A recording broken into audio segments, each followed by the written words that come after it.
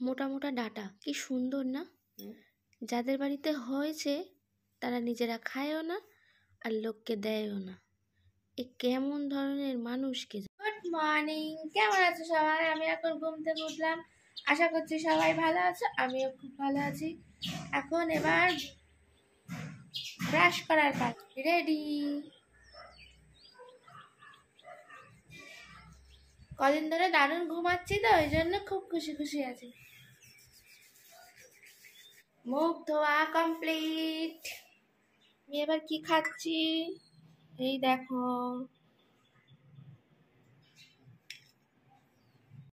আমি এখন খাচ্ছি চিয়া সিড।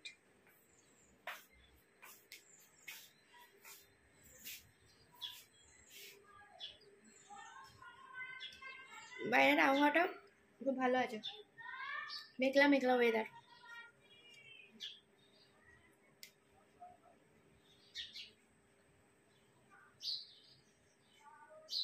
সবাই ঘুমাচ্ছে, ঠান্ডা পেয়েছে, লোক কম দেখা যাচ্ছে রাস্তায়।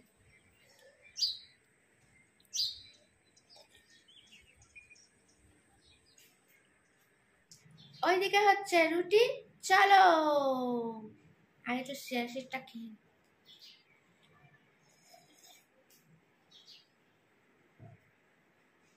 এদিকে কোটা রয়েছে গাজর, আলু, ক্যাপসিকাম, কিন্তু আমি বললাম যে এখন সকালবেলা ভাজতে হবে না, আমি কি দিয়ে খাবো বলো তো? সবই দেখতে পাবে, দেখতে থাকো। আটা মাখা কমপ্লিট, গোল্লা হয়ে গেছে। পর্দাগুলো খুলে দিই।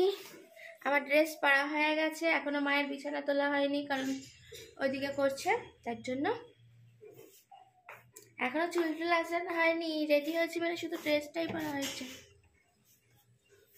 এই যে রুটি চলে আসছে, তেল রুটি কুচানো আবার। আর এই দেখো বাটিতে কিছু নেই, এই দেখো এটা কি আছে,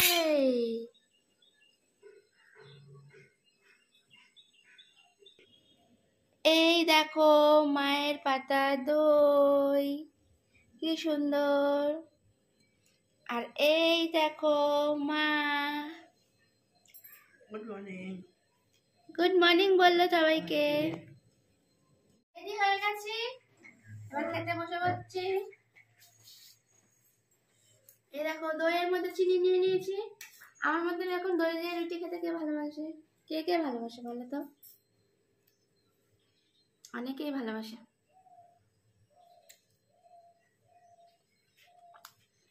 ভাবি লাগে, দারুণ টেস্টি। আর দইটা আমার মা খুব ভালোই পাকতে পারে।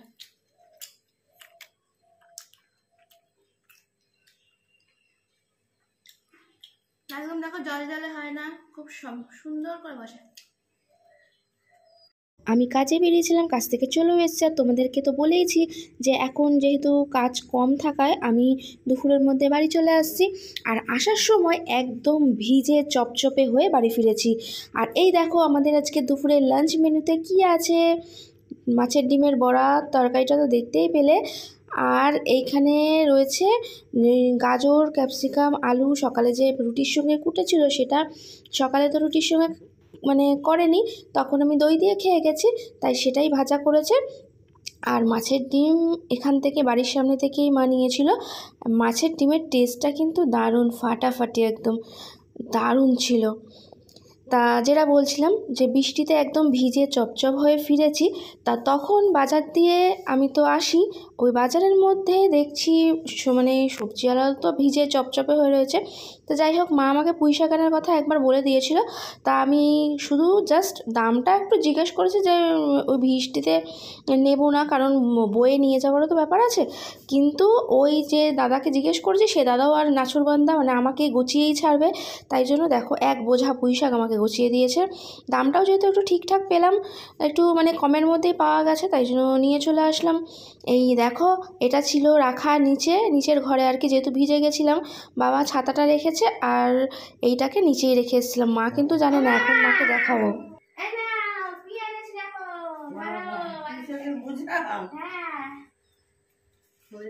এরকম কত পুঁই শাক এনেছি আজকে বাজার থেকে। এই মাথা ঘষলাম, চান করে এলাম। রেখে দাও রান্না করে। মা জানেই না, এটা নিচে রেখে আসছিলাম, নিচ থেকে নিয়ে আসলাম। এটা দেখে কিন্তু মার খুবই পছন্দ হয়েছে যে হ্যাঁ সত্যি ভালো পেয়েছিস, পুঁইশাকটা একদম ডগা ডগা পুঁইশাক আছে। তা আমি যেহেতু ভিজে ভিজে এসেছি তো, আর তার মধ্যে এসে মাথা ঘষেছি, আমার শরীরটা না একটু ঠিক ভালো নেই আর কি।